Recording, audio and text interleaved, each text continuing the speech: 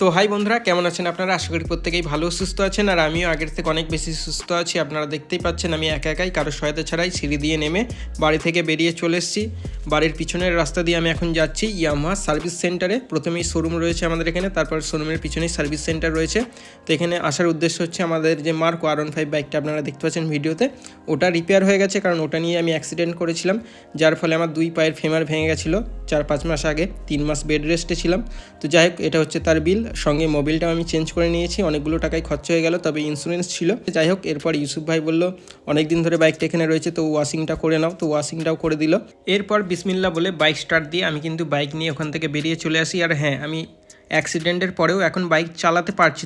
তবে খুব দুঃখের সঙ্গেই আপনাদের আমি জানাচ্ছি, এটাই আমার এই চ্যানেলের লাস্ট ভিডিও মোটর সাইকেল নিয়ে। কারণ এরপরের মোটর সাইকেল নিয়ে কোনো রকম ভিডিও আমার চ্যানেলে আসবে না। তবে টেক রিলেটেড ভিডিও যেমন আমার চ্যানেলে আপলোড হতো, আমি চেষ্টা করবো আগের থেকেও বেশি করে আপলোড করার। টাটা, দেখা হচ্ছে এরপরের ভিডিওতে।